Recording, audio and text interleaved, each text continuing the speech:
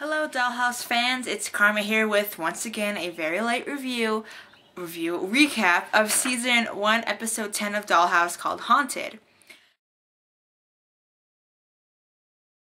I know this is late. I was actually going to make this a double recap. I was going to do today's and Fridays on like Saturday, but I decided just to do one late, as always going to be late. So basically in this episode, Mr. Witt's friend dies, Margaret, and apparently Margaret had a feeling she was probably going to be murdered one day, so she kept going to the dollhouse to get like brain scans so that she could come back and solve her own murder. So she comes back and she goes to the funeral and she takes the name of Julia. And Margaret did a very good job of mentioning Julia, putting her in the will, mentioning her to some people before she died to make it look like this girl that just come out of nowhere like a gold digger. So she mentioned, you know, herself in Echo's body, the girl that she now calls Julia. So she goes, she tries to see, you know, her funeral. She's very interested in seeing it, and Adele was her good friend, Mr. Witt, so that's a plus.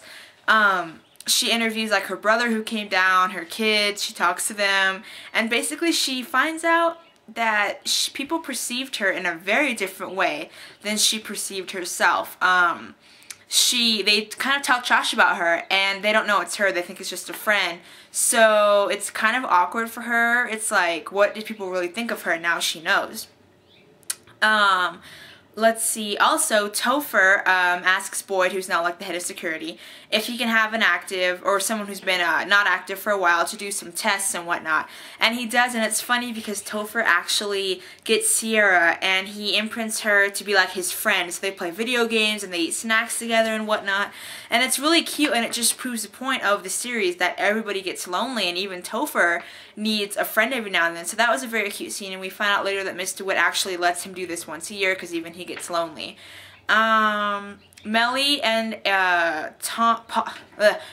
Paul, the agent, are together. He still finds it a little bit creepy, but she's like, just take me and do what you want to me, and I'll try to do, you know, or I'll do for me. It's a bunch of sex talk, basically, like, I'll do for you and you do for me, and if you don't want to do for me, blah blah. They have sex, and then he actually, that's before that, he has a glass that she had wine in. He takes it to his boss where he used to work to get prints, and he finds the November/Melly, or whoever she used to be. There was like jail pictures of her. They all flash, and then it's erased. And his old boss says, I'm actually starting to believe you. So that's good that Paul has someone on his side, but he needs to watch out because Echo has warned him before not to get too into detail about this because it could endanger people.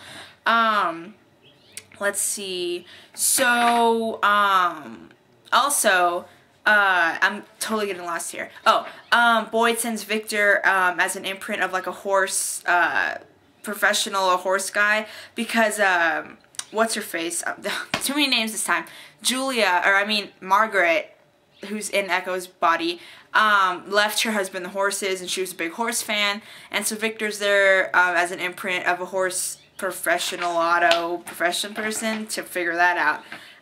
Basically, long story short, her son, Margaret's son, actually believes her. He goes, how long did you think I'd go without knowing you were my mom? And she's like, well, how did you know? And he's like, well, the dollhouse, I'm a customer, I know, don't say it's wrong because you used it too, Mom. You know, I knew it was you. And how cool is this that you get basically life after death, which Boyd has a huge problem with, by the way. Boyd talks to DeWitt about it. He doesn't like the idea of eternal life. Basically, we find out that there was a drug given to her horse, which was also given to her by her son, if I have it right. Correct me if I'm wrong, I wasn't really sure.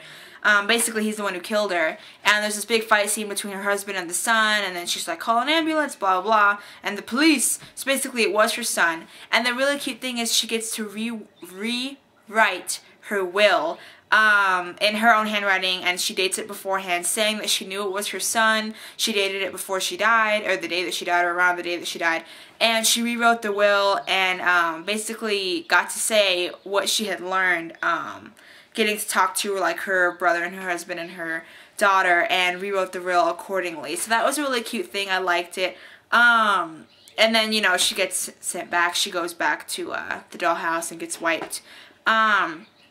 This episode was really good. I liked it mostly because it didn't 128% take place in the dollhouse or regarding the dollhouse. It was kind of a separate storyline. They still had their ties to the dollhouse, but with Paul and with Topher.